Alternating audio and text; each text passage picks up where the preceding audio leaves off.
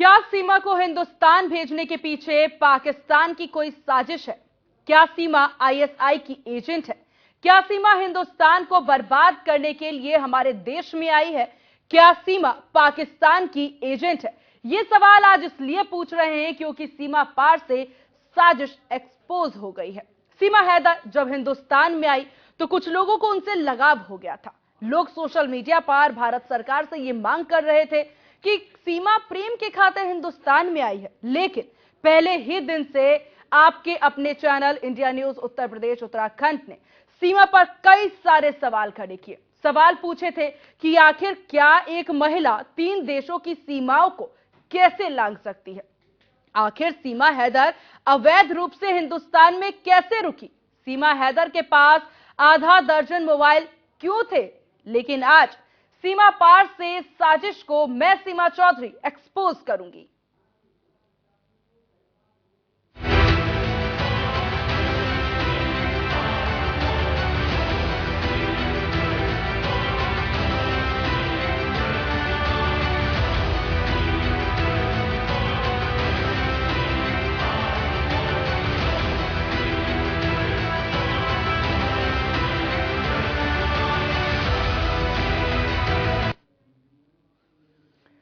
तो सचिन सीमा हैदर की love story हर रोज नई नई बातें सामने आ रही है। सीमा हैदर अपने हर बयान में अलग अलग बातें कर रही हैं, जो भारत की जांच एजेंसियों को काफी खटक भी रही है। पाकिस्तानी युवती सीमा हैदर पर भारतीय जांच एजेंसियों का शिकंजा लगातार कसता जा रहा है।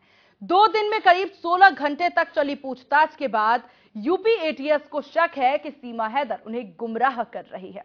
दरअसल 5वीं तक पढ़ाई करने का दावा करने वाली सीमा हैदर जिस कॉन्फिडेंस के साथ अधिकतर सवालों का धड़ाधड़ सवालों के जवाब दे रही हैं, उससे एटीएस और अन्य एजेंसियों को सतर्कता बढ़ाती है। यह भी आपको बता दें कि सीमा हैदर ने भारत आने से पहले कुछ लोगों से मुलाकात की थी। वो पहले तो पाकिस्तान से दुबई गई, फिर हिंदुस्तान आई। सीमा हैदर की हिंदुस्तान में एंट्री बिहार के सीतामढ़ी से हुई थी। सीमा हैदर ने गुलाम हैदर से शादी भाग करके की थी। अब हैरानी की बात तो यह है कि हलफनामे में सीमा ने अपने मां बाप को लालची बताया था। अब इस बात की भी सुरक्षा एजेंसी जांच कर रही है। आखिर पूरा माजरा क्या है? तो अब पूरा का पूरा माजरा क्या है वो इस प्रोग्राम में आप देखिएगा। हमारे साथ अगले आधे घंटे बने रहिए, पल पल की अपडेट आप तक पहुंचाएंगे। तो चलिए पूरी कहानी समझने की कोशिश करते हैं। सीमा हैदर ने जब अपनी लव स्टोरी बताई थी तो हर किसी को उस पर यकीन हो गया। लोग तरह तरह के कमेंट करने लगे थे। खबरों की दुनिया में सीमा हैदर सबसे ऊपर आने लगी। लेकिन सीमा हैदर से जब जब बातचीत की गई तब तब उसने हर बार एक नया ही बयान दिया। चलिए आपको सीमा हैदर के कुछ बयान सुनाते हैं, जिसमें सीमा पर शक की हर एक घड़ी घूमती नजर आई थी। ये है वो मतलब जो कह रहे हैं वो बकवास कर रहे हैं, मुझे वापस लाने के लिए फिर बकवास कर रहे हैं। अच्छा, आपने धर्म भी हिंदू धर्म अपना लिया। वही तो कह रहे थे कि आपको इतनी खास बैठे थे, आप जल्दी तक सीख नहीं, मोहब्बत प्यार में कुछ चल रहा है। जब पाकिस्तान से इंडिया करती तो हिंदी ना सीख सकती। प्यार में यहाँ आई हूँ, बहुत चाहती हूँ मैं इनको, हद से ज्यादा चाहती हूँ और मैं यहाँ रहना चाहती हूँ इनसे शादी करके।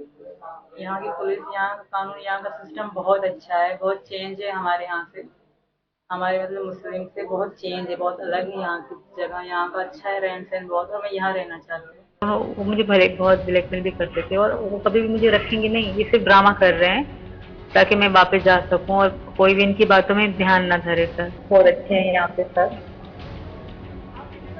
जब किसी से मैंने पाकिस्तान बोल के किसी से कभी बात नहीं करी।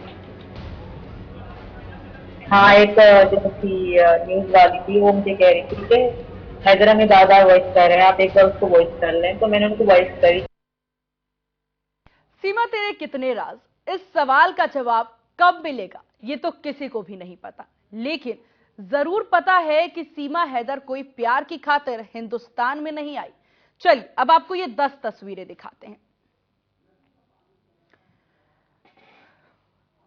तो ये तमाम तस्वीरें, ये पूरे 10 तस्वीरें आपकी टीवी स्क्रीन पर। पहली तस्वीर में आप सीमा को देखिए। साजिश भरी ये तस्वीरें, हर एक बयान अभी तक हमने आपको सुनाया, हर बयान में कुछ ना कुछ अलग बात कहती सीमा हैदर नजर आई। यहाँ पर सस्पेंस क्रिएट करती नजर आ रही हैं। भारत आती हैं, पाकिस्तान से भाग करके भारत आती हैं। अब पाकिस्तान और भारत में, दोनों देशों में एक बार फिर से तनावपूर्ण माहौल सीमा हैदर की वजह से मचा हुआ है। पाकिस्तान से कई सारी धमकियां आ रही हैं। यहां पर डाकुओं के द्वारा वीडियो जारी किया जा रहा है कि हमारी सीमा हमें लौटा दो। और इन सब बयानों के बाद यहां पर एटीएस के शिकंजे में अब सीमा साजिश, सस्पेंस, आखिर क्या है राज? इंडिया न्यूज के 10 संवाददाताओं की आपको ये खास रिपोर्ट दिखाते हैं। लगातार अपने बयान बदल रही है और साथ ही मीडिया और तमाम जो पुलिस की बात करें तो उनके जो बयानों पर बदलाव से आते जा रहे हैं। तो ऐसे में सीमा हैदर कहीं ना कहीं खुद के मकड़ जाल में फंसती हुई नजर आ रही है। उसका नाम सीमा है, तो उनका ये कहना है कि मुस्लिम समाज में नाम सीमा नहीं होता है, तो उनका ये कहना है कि वो वहाँ की भी पहचान कहीं ना कहीं छुपा रही है। ये भी एक एंगल इसमें निकलकर सामने और ये यहाँ के समाज के लोगों का ये कहना है।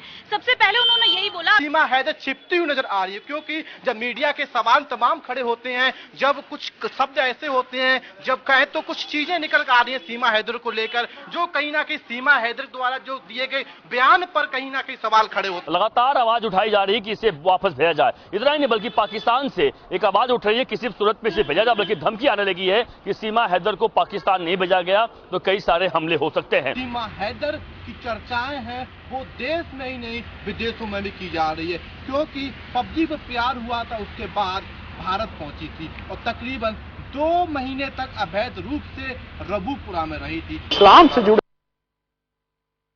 तो सीमा हैदर पर यूपी के डिप्टी सीएम ब्रजेश पाठक का क्या कुछ कहना है, अब आपको वो सुनाते हैं। उत्तर प्रदेश में लाइन ऑर्डर को मेंटेन करेंगे। किसी भी गैर कानूनी गतिविधि को हम बर्दाश्त नहीं करेंगे। पूरे मामले की उच्च स्तरीय जांच हो रही है, केंद्रीय एजेंसियां भी जांच कर रही हैं और हर स्थिति में हम उत्तर प्रदेश राज्य में प्रतिबद्धता के साथ अपराध और गैर कानूनी गतिविधियों को रोकेंगे। भी ये केंद्रीय एजेंसियां और स्टेट की एजेंसियां ही बता पाएंगे। हमारे पास इनपुट ये है कि हमने कहा कि किसी भी गैर कानूनी गतिविधि को हम यूपी में नहीं होने देंगे। तो ये पूरे रिपोर्ट से पता चलता है कि आखिर पहले क्या कुछ हुआ है इस मामले में। अब हमारे सहयोगी हमारे साथ बने हुए हैं, जिनसे अब रीसेंट क्या चल रहा है, मौजूदा अपडेट क्या है सीमा हैदर को लेकर के, वो जान लेते हैं। पहले रुक करेंगे नोएडा की ओर, जहां से महेंद्र माही हमारे सहयोगी लगातार हमारे साथ बने हुए। महेंद्र माही, क्या चल रहा है इस वक्त नोएडा, ग्रेटर नोएडा में सीमा हैदर को लेकर के? बिल्कुल सीमा, देखिए मैं आपको अपडेट कर दूं, कल एटीएस ने पिछले 2 दिनों में तकरीबन 18 घंटे सीमा, सचिन और उसके पिता नेत्रपाल से पूछताछ की। और अगर आज की बात करें तो बताया जा रहा है कि जो गाड़ी है एटीएस की वो निकल चुकी है रबूपुरा, और अभी कुछ देर में कंफर्म हो जाएगा कि एटीएस क्या सचिन और नेत्रपाल सिंह और सीमा को वापस यहाँ लेके आएगी और लोकेशन वो चेंज करेंगे। फिलहाल देखिए आपको बता दें, यही वो इलाका है जहाँ, यही वो बिल्डिंग जहाँ नेत्रपाल, सचिन, सीमा को पूछताछ के लिए रखा गया था। तकरीबन 9 घंटे, 9.5 घंटे एटीएस ने उससे पूछताछ की थी और कई सवाल दागे थे, मगर अभी भी सीमा और सचिन का मिला जुला जवाब आ रहा है। अगर एटीएस सीमा से सवाल पूछते हैं कि आप भारत कैसे आए,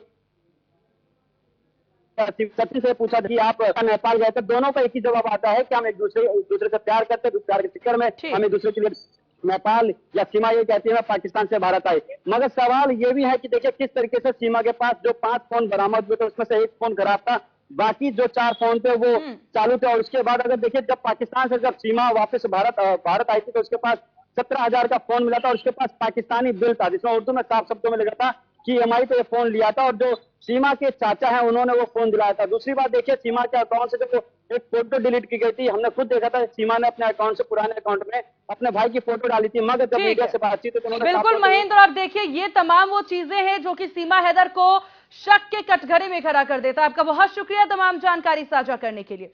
चलिए, तो हमारे साथ एनटी द्विवेदी पूर्व IPS बने हुए हैं, उनसे बातचीत कर लेते हैं। एनटी सर, आपका बहुत स्वागत है NTN न्यूज उत्तर प्रदेश उत्तराखंड पर। सर, सबसे अहम सवाल देखिए सीमा हैदर को लेकर के, जिस तरीके से चारों तरफ सवाल ही सवाल हैं हर किसी के मन में। पहले तो खुले दिल से स्वागत किया जा रहा था लोगों के द्वारा, प्रेम की बात की जा रही थी, और उसके बाद अब ATS का शिकंजा। इस सब के बाद आपकी क्या राय है इस पूरे मामले पर? देखिए, अपना ATS का जो वर्क है वो तो अपनी जगह पर सही है, और किसी भी फॉरेन नेशनल का यहाँ पर जब अराइवल होता है इंडिया में तो सबसे पहले उसका काम होता है कि वो डिस्ट्रिक्ट रजिस्ट्रेशन ऑफिसर को रिपोर्ट करे और वहाँ पे अपना रजिस्ट्रेशन कराए, चाहे वो 1 महीने के लिए आ रहा है चाहे 15 दिन के लिए आ रहा है। होटलों में रुकते हैं तो होटल की जिम्मेदारी है कि वो रजिस्ट्रेशन ऑफिस को इन्फॉर्म करेंगे कि ऐसे ऐसे एक फॉरेनर हमारे पास आकर के रुका हुआ। पहली बात। दूसरी बात ये कि द पर्पज़, जिस पर्पज़ के लिए वीज़ा ऑब्टेन किया गया था, उस पर्पज़ से बियॉन्ड कोई काम हुआ है तो सर्टेनली जो है एटीएस को पूछताछ करने का अधिकार है और करना चाहिए कि भाई आप किस पर्पज़ से आए थे और क्या पर्पज़ आपका यहाँ पर नज़र आ रहा है। और इतने सालों से, अगर साल भर से पहले से आपका संबंध रहा है तो फिर आपने जो वीज़ा जिस ग्राउंड पर लिया वो तो आपका गलत है। वो मतलब धोखा देने वाली बात है, सीधे सीधे चीटिंग है, क्रिमिनल ब्रीच ऑफ ट्रस्ट है। एक तरह से हमने आपको ट्रस्ट किया, चलिए यू आर ए पाक नेशनल और से चाइनीज नेशनल और एनी अदर कंट्रीज नेशनल, और आप आए यहाँ पे और आने के बाद से आप जो है यहाँ पर दूसरा काम करने लगेंगे तो वो बात गलत है ना। आप घूमने आए हो तो घूमो, शादी कर लिए इसका मतलब आपने पहले ही से प्लान कर रखा था और टूरिस्ट वीज़ा लेकर के यहाँ पर आया। तो ये इसी तरह से यहाँ पे आ करके आपने जो फॉर्मेलिटीज़ हैं मैरिज की, वो फॉर्मेलिटीज़ जो आप पूरी कर रहे हैं उसके साथ जो डॉक्यूमेंट्स आप सप्लाई कर रहे हैं उन डॉक्यूमेंट्स को तो वेरीफाई करना ही पड़ेगा। एटीएस ही है जो कि एक्सपीडिशसली और हरीडली इन सब चीज़ों को वेरीफाई कर सकते हैं कि उसमें जो डॉक्यूमेंट्स उन्होंने दिए हैं वो मैरिज के लिए जो डॉक्यूमेंट दिए हैं या जो उनका प्लान है उसके जो डॉक्यूमेंट्स हैं, या स्टूडेंट अगर के रूप में तो उसका जो डॉक्यूमेंट है वेरिफिकेशन तो किया ही जानी चाहिए। कोई भी फॉरेन नेशनल आता है अगर जरा सा भी डाउट होना चाहिए तो होता है तो उसका तो वेरिफिकेशन बिल्कुल। और सर देखिए सीमा हैदर के केस में तो पूरी की पूरी शक के कटघरे खड़ी हैं। सर आपके पास आएंगे और भी बहुत से ऐसे सवाल हैं जिसका जवाब हम सभी जानना चाहते हैं, तो उसका जवाब आप ही से जानेंगे। और इसी बीच हमारे सहयोगी लगातार चंद्रमणि शुक्ला हमारे साथ लखनऊ से बने हुए हैं, उनसे भी जान लेते हैं कि उत्तर प्रदेश में एटीएस का शिकंजा जो है सीमा हैदर पर देखने को मिल रहा है, किस तरीके से आगे की कार्यवाही। चंद्रमणि, आगे की कार्यवाही किस प्रकार से होनी है, क्योंकि इससे पहले 16 घंटे की कुल मिलाकर पूछताछ देखी जा रही है। आज भी ये उम्मीद जताई जा रही थी, संभावनाएं थी कि आज भी एटीएस का शिकंजा देखने को मिलेगा, एटीएस के सवाल देखने को मिलेंगे। क्या अपडेट इस पर?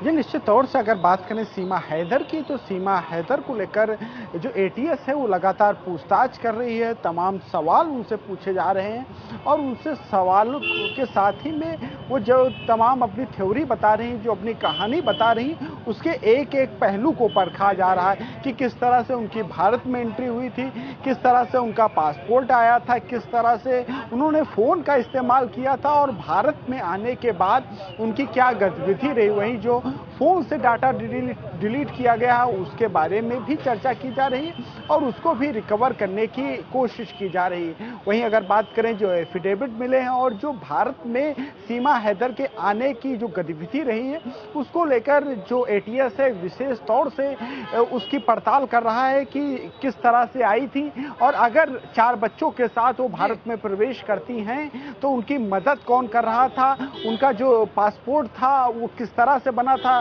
जैसे कि कहा जा रहा है उनके पास 2 पासपोर्ट थे और दोनों को एटीएस ने, ऐसा सूत्रों के हवाले से जानकारी मिल रही है कि दोनों सामने रखकर उनसे पूछा है कि इसमें असली कौन है और नकली कौन है। तो तमाम तरह की चीजें चल रही हैं। वहीं अगर बात करें जो सीमा हैदर हैं वो लगातार अभी भी जो एटीएस के जो जवाब हैं उनका सही तरीके से उत्तर नहीं दे रही, यानी गुमराह करने का प्रयास कर रही हैं और इन्हीं वजहों से वो और फंसती नजर आ रही हैं कुल मिलाकर के। आपका बहुत शुक्रिया चंद्रमणि, तमाम जानकारी, तमाम अपडेट साझा करने के लिए।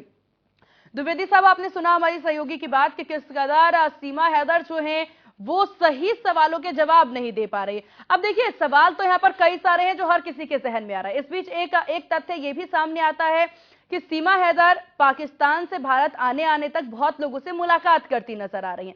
कई बार यह सवाल पूछा गया कि किन किन से मिली हैं सीमा हैदर, उसको लेकर के तहकीकात की जाएगी। दुबई में भी वो कुछ लोगों से मिली, उसके बाद पाकिस्तान में भी कुछ लोगों से मिली और उसके बाद सीतामढ़ी के रास्ते वो आ जाती हैं भारत में नेपाल से होते हुए। अब इन पूरे सहयोग को देखा जाए, इन पूरे सिचुएशन को देखा जाए तो क्या कयास लगाए जा सकते हैं सीमा हैदर को लेकर के? क्या हमदर्दी उनसे जताई जाए या फिर जो शक एटीएस उन पर करती नजर आ रही है सिर्फ वही सच है?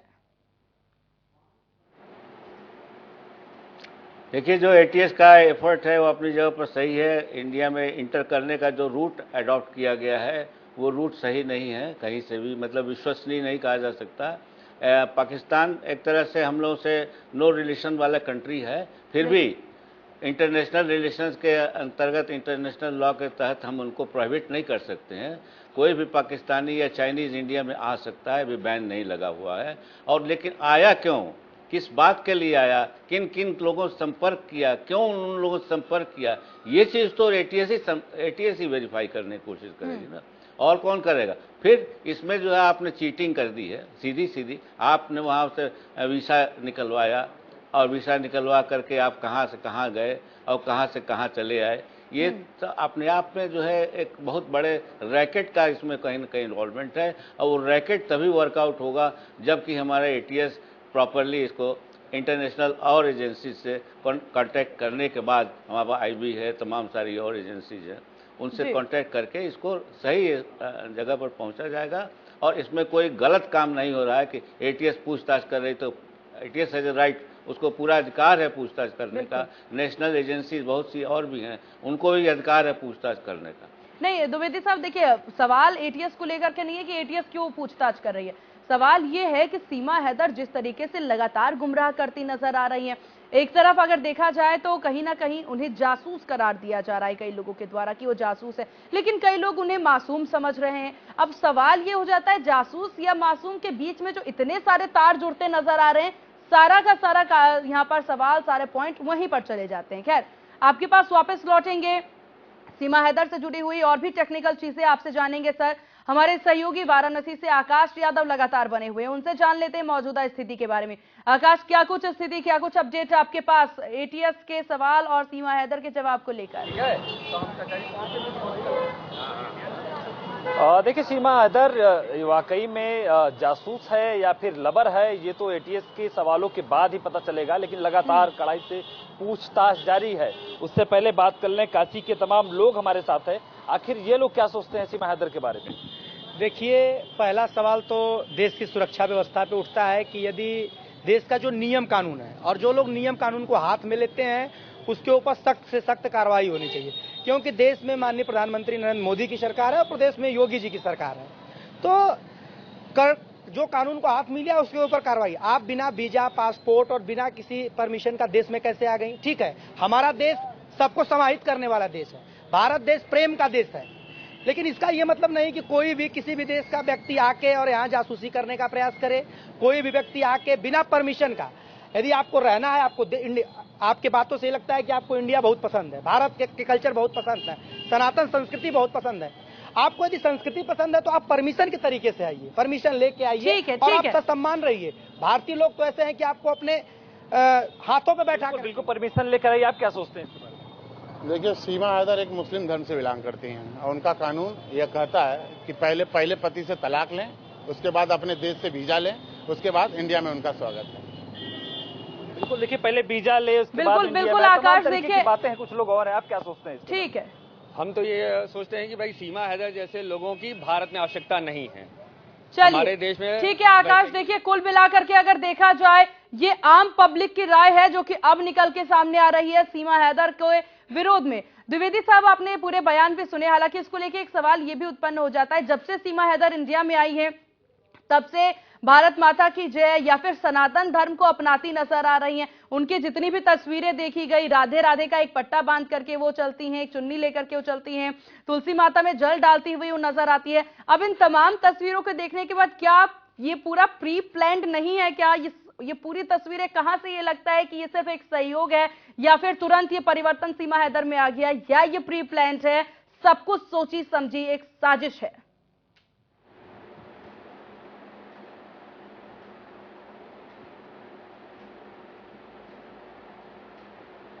द्विवेदी साहब, क्या मेरी आवाज अब तक पहुंच पा रही है? हाँ, आ रही है। जी, सवाल आप ही से था सर। द्विवेदी साहब, सीमा हैदर को लेकर के ये देखिए, जिस तरीके से मेरा सवाल ये था कि वो जब से भारत में आई हैं सनातन धर्म को अपनाती नजर आ रही हैं, वो राधे राधे बोलती नजर आ रही हैं और ये कहती नजर आ रही हैं कि पाकिस्तान अच्छा नहीं है, हिंदुस्तान में हमें बहुत अच्छा लग रहा है, यहाँ पर सुरक्षित महसूस वो करती हैं। सोची समझी साजिश या फिर सिर्फ उनकी मासूमियत और तुरंत ये परिवर्तन उनमें आ गया? वही जी नहीं, ये तो धोखा देने का प्रयास है और रंग बदल करके धोखा देने का प्रयास है। हम अभी नारा लगाने लगे एक पर्टिकुलर पार्टी का, लेकिन हमारे दिल में तो वैसा है नहीं। वही बात इसमें भी है, साफ साफ नजर आ रहा है। तमाम सारे कॉन्ट्रैक्ट जो इन्होंने किए हैं, टेलीफोन किए हैं लोगों या और लोगों के टेलीफोन आए, अब तो चल रहा है, इस समय इंक्वायरी चल रही है, इन्वेस्टिगेशन चल रहा है, पूछताछ चल रही है। ऐसा नहीं है इस तरह धोखा थोड़ी हिंदुस्तान में कोई चल लेगा, इतना आसान नहीं है। वर्तमान में हमारी और यही चीजें देखिए द्विवेदी साहब समझने वाली है कि इतना आसान नहीं है ये समझ लेना कि कोई भी कहीं से आएगा और हिंदुस्तान में बैठ जाएगा। हिंदुस्तान हमेशा अतिथि देवो भव के इस पूरे एक विचार पे चलता है। इसका ये तात्पर्य नहीं है कि कोई भी आ जाए हमारे देश में। आपका बहुत शुक्रिया द्विवेदी साहब इंडिया न्यूज को अपना कीमती वक्त देने के लिए, और हमारे तमाम सहयोगी का बहुत शुक्रिया जानकारी साझा करने के लिए। सीमा हैदर, हालांकि अब पूरी जांच पड़ताल चलती नजर आ रही है। देखने वाली बात होगी कि एटीएस किस प्रकार से इस पूरे मामले को एक्सपोज करती है। फिलहाल मेरे साथ